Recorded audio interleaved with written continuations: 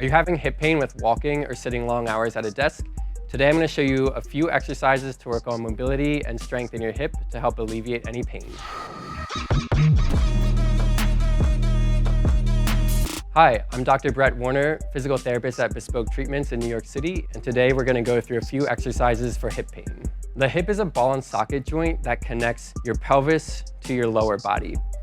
Its primary role is mobility, and it moves in 6 degrees of motion: flexion and extension, abduction and adduction, internal and external rotation. Though it is a fairly stable joint, the weight-bearing nature and the amount of tendons and soft tissue structures that cross it make it a hot spot for irritability.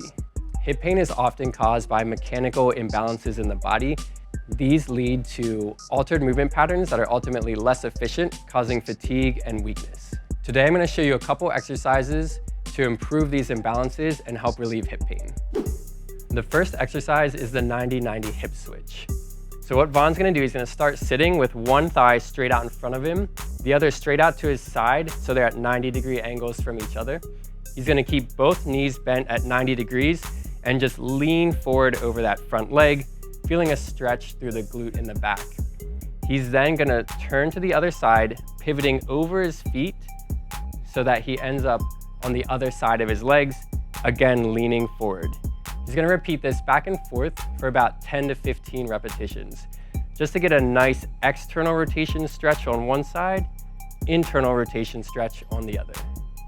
The second exercise is going to be a half kneeling hip flexor stretch with a side bend. So Vaughn's going to start on one knee, other leg in front of him. He's going to make sure his feet, knee, and hips are in line.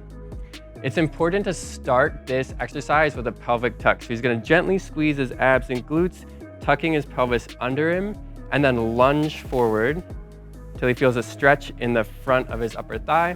From there, he's going to take that right arm overhead and side bend away from the leg that he's stretching. We're just going to hold this here 30 seconds, 3 times. It's important to keep the chest tall, pelvic tucked, and trunk bent, just to make sure that you're maximizing the anatomical stretch of the muscle. The third exercise is going to be a single leg squat. So now that we've addressed some mobility impairments, we're going to start looking at strength impairments.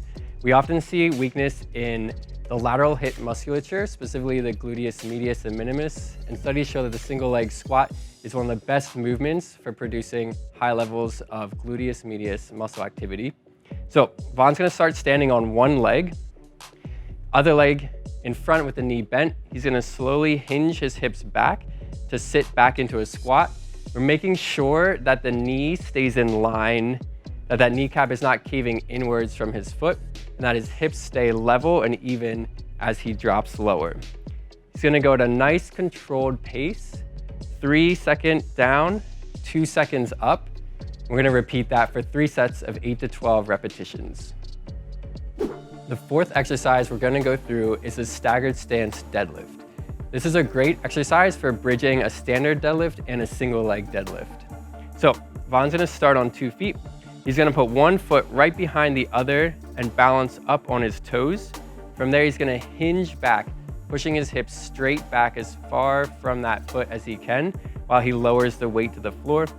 He's keeping his shoulder blades drawn back and his abdomen braced as he pulls down. As he rises, really squeeze through the glutes and press through the floor.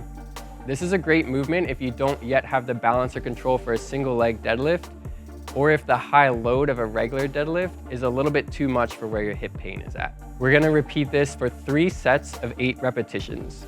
Thank you for following along with these exercises.